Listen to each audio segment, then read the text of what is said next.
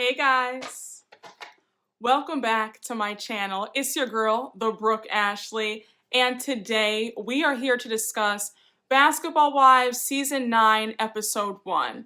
First of all, I just would like to give a quick disclaimer.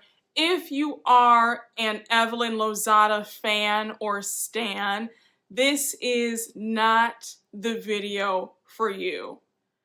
I have no tolerance for colorists. I have no tolerance for gaslighters and bullies.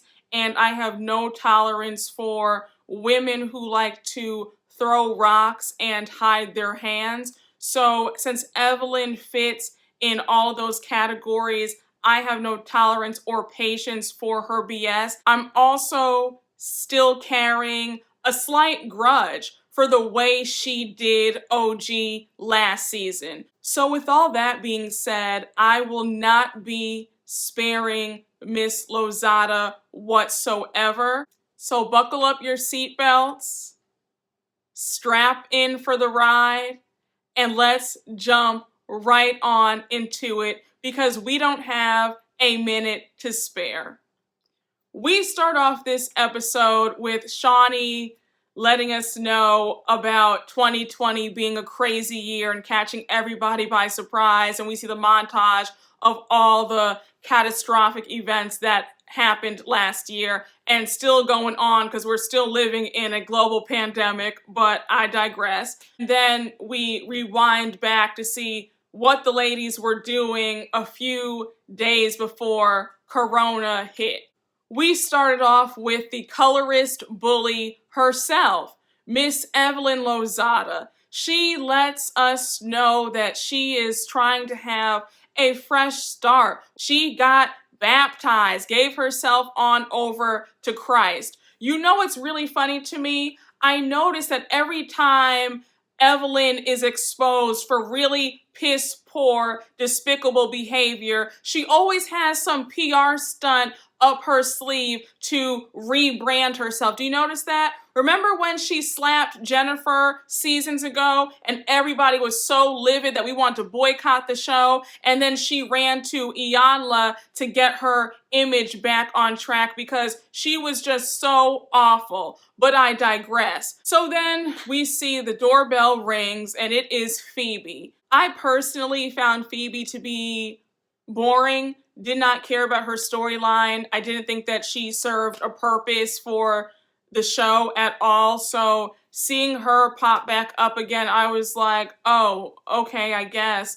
Great gowns, beautiful gowns, in the words of the Aretha Franklin. So we can just not even discuss what's going on with her child because there was nothing really to talk about. So they're talking, and Evelyn then brings up how she wants to move. She wants to move to a gated community so that she can feel safe. Well, why doesn't she feel safe, you ask? Well, funny you should ask. Evelyn doesn't feel safe because of all the nasty DMs she's gotten about her being a colorist. And remember how she was being really nasty to OG last season, calling OG everything but a child of God, calling OG ugly, and also using that gorilla emoji on Instagram referring to OG. Now, Evelyn, you can play with somebody else, but you're not going to sit up here and play with me. I'm not going to deal with it. I'm not doing this with you. You absolutely knew exactly what you were doing when you used that gorilla emoji for OG on Instagram. Stop it. I'm so tired of non-black women trying it with black women, and then when black women call them out about their colorism and racism, they want to cry a river and say that somebody's doing something to them. I am so sick and tired of it. I truly am. Evelyn, I didn't forget when everybody was holding your feet to the fire. You went out and said that you were Afro-Latina all of a sudden. Are your parents aware that you're Afro-Latina? Because we've never heard you speak about that before. I'm not going to sit up here and condone this or sit up here and even act like Evelyn's tears are justified. They're not. It's all an act. It's all a ruse. She is full of it.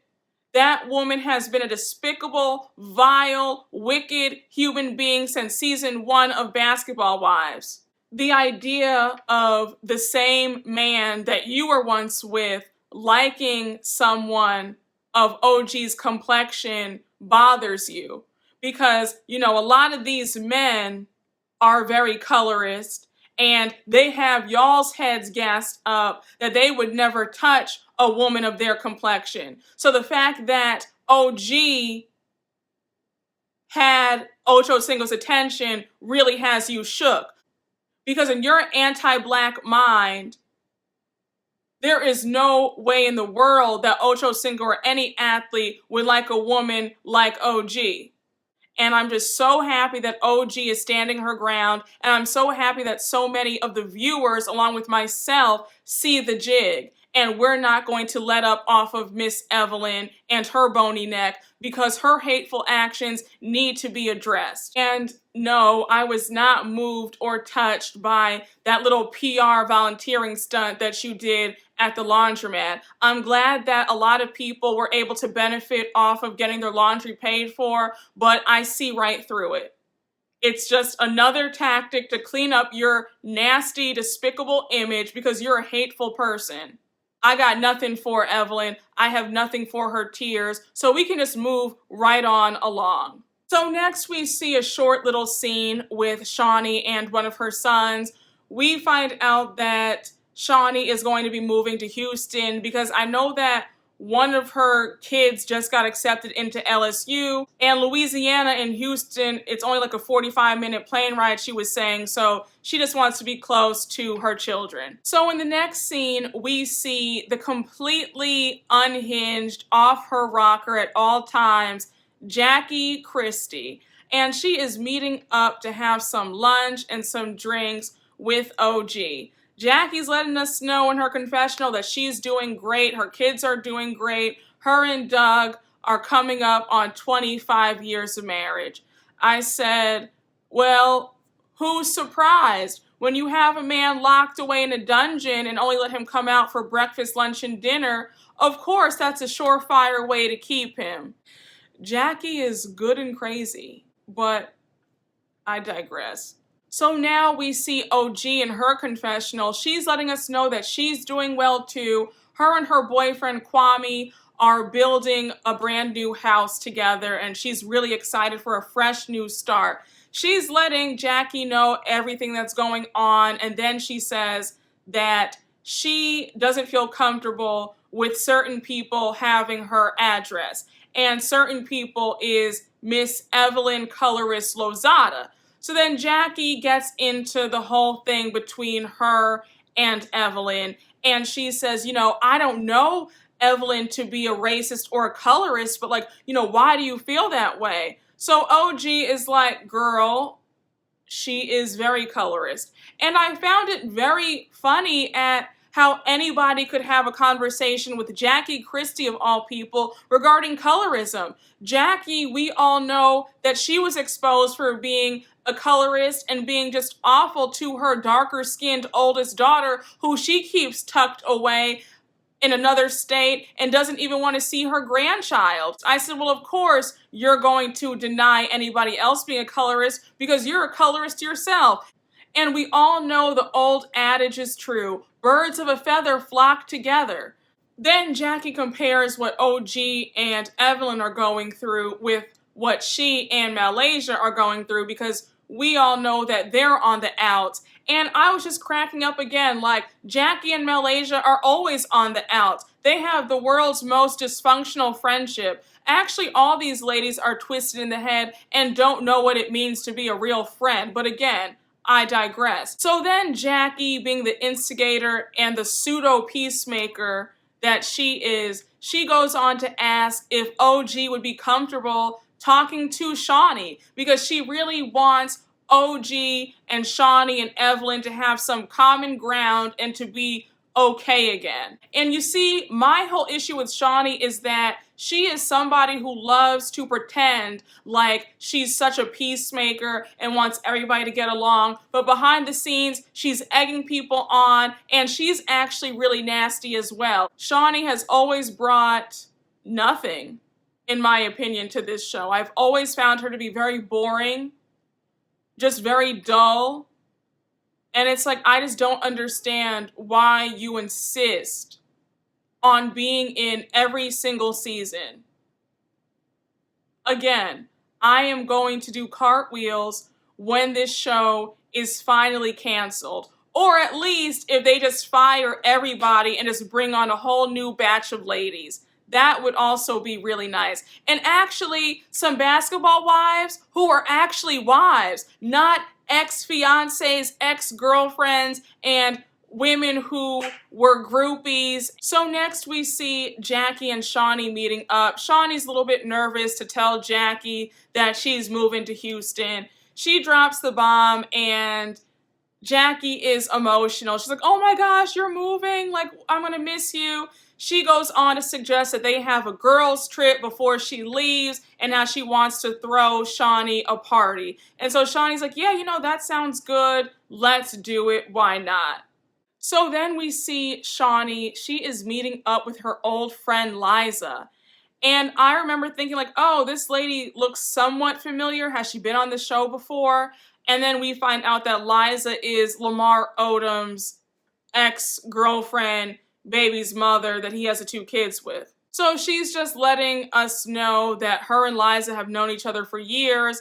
Liza is moving back to LA and she's excited. She's looking for homes and she just wants to have a fresh start. She brings up how Lamar Odom's drug issues and all his problems sometimes affect their kids together, and she's kind of like over it, you know? She kind of feels like, hey, we've all got problems, we've all had issues that we've had to work through, and he needs to work through his, but she just wishes that it wasn't so public. And yeah, I mean, I would get kind of tired of seeing my ex, you know, strung out on drugs and always in some sort of mess every other month, but hey, you know, what can you do?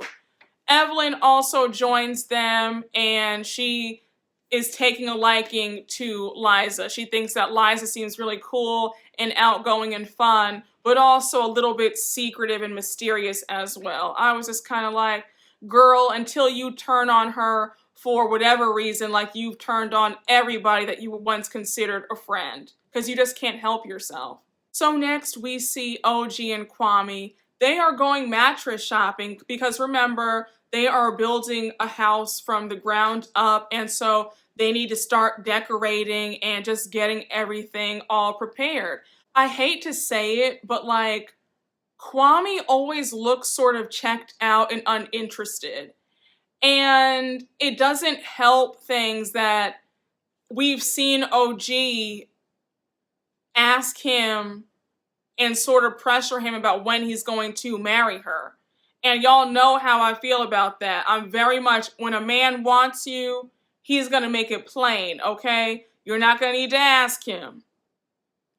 And I just kind of feel like, you know, they've been together for a while. And again, it doesn't take men a long time to know if you're the one or not.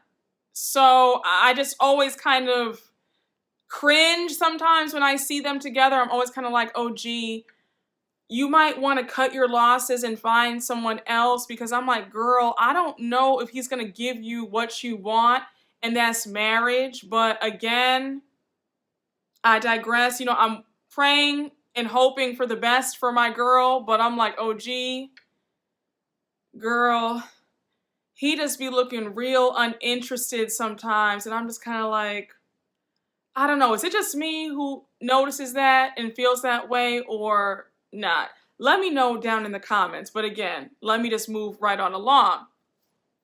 They're talking and joking around on the bed, and then she brings up how stressed she is regarding this court case with Miss Evelyn Colorist Lozada. And then her boyfriend is just trying to, you know, give her a pep talk and make her feel better. Just stick to your guns, stick to the truth, and, you know, it's going to be just fine. And then, you know, she's kissing him and playing with him on the mattress, and we go on to the next scene. So next we see Malaysia and Evelyn. They are meeting up at the Sofitel for some drinks and a cute little girls' night, okay? And so, you know, they sit down, they're just chatting, and surprise, surprise, who should walk in? And it is Jackie Christie. Malaysia is stunned, okay? She is like, are you kidding me? Like, you know, just because I said a few days ago that I would be willing to sit down and talk to her and that there's still some love there, I didn't want to be ambushed and talk to her tonight. And that's one thing that will piss me off really fast. If you know that I'm having some problems with somebody, if me and you go out, do not surprise me by also inviting that person. I don't like to have heart-to-hearts and deep discussions and tearful moments when I'm out just trying to have a good time and let loose. You feel what I'm saying? I promise you that's the fastest way to piss me off and be on your behind. So Malaysia is just looking like, girl, I know you lying to me. And so she doesn't even make eye contact with Jackie. She's just over it.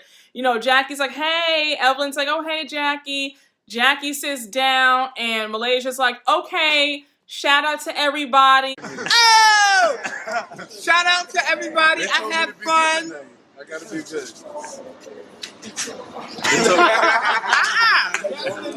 Nah, I forgot. TF ... I'm out this bitch. I'm not about to sit up here and do this, and she leaves. And so Jackie has a nerve to be like, you know, I was just here to make peace. Like, I just can't believe that she got up and left. And then Malaysia is in her confessional saying, girl, you're not about to sit up here and play dumb and, you know, come in here all smug with a smile on your face like everything's all hunky-dory. Like, absolutely not. Like, we got some real beef. I wasn't expecting to see you tonight, you know. We can do this another night, but I'm not going to sit up here and hash it out with you right now.